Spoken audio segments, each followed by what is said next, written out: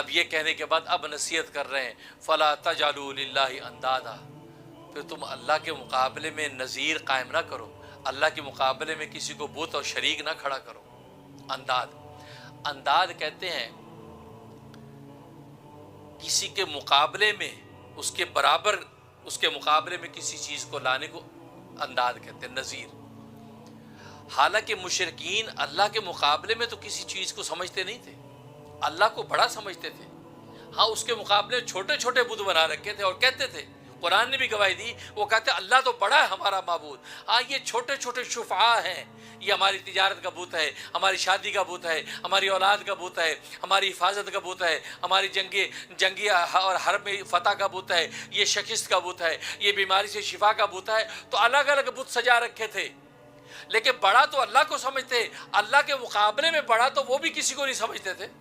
تو یہاں پہ اللہ نے کیوں کہا کہ فلا تجعلوا للہ اندادا، اللہ کے مقابلے میں کسی کو بڑا نہ بناؤ، اس کے برابر کا بڑا نہ بناؤ، تو اللہ نے یہ لفظ کیوں اختیار کیا؟ یہ سوال سمجھ میں آ رہا ہے؟ جواب اس کا یہ ہے کہ اصل میں اس میں شک نہیں کہ نظریاتی طور پر تو وہ یہی سمجھتے تھے کہ اللہ بڑا معبود ہے ہمارا، اور یہ 360 بت جو ہم نے بیت اللہ میں سجا رکھے یہ چھوٹے چھوٹے بت ہیں۔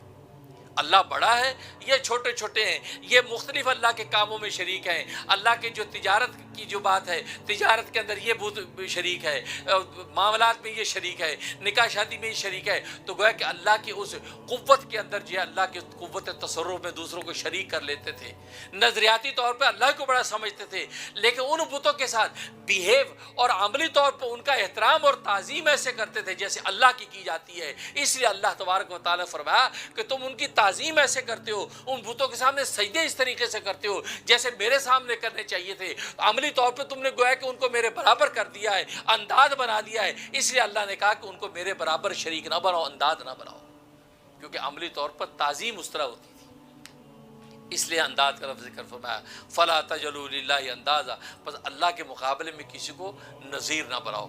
وانتم تعلمون، اور حالانکہ تم جانتے ہو، تمہیں اس بات کا علم بھی ہے کہ یہ پتھر کے بتوں کی کوئی حقیقت نہیں ہے۔ اسے دوسرے مقام پہ اللہ تبارک و تعالیٰ نے فرمایا کہ ان بتوں کی حالت تو یہ کہ تم ان کے سامنے حلوے مانڈے، اور جو حلوے مانڈے نظر و نیاز رکھتے ہو، تو اس کو اگر اٹھا کے کوئی مکھی لے جائے تو یہ بت تو اس مکھی کو پکڑ نہیں سکتے کہ ہمارا رزق کو اٹھا کے لے جا رہا ہے۔ تو جو اتنے کمزور ہیں کہ مکھی جو ان کے سامنے رزق کا دانہ اٹھا کے لے جائے اس کو نہیں پکڑ سکتے، تو یہ تمہارے رزقوں کی حفاظت کیا کریں گے؟ یہ تمہیں رزق کے خزانے کہاں سے دیں گے؟ یہ تمہاری تجارتیں کہاں سے چلائیں گے جو اپنے وجود کے مالک نہیں ہیں؟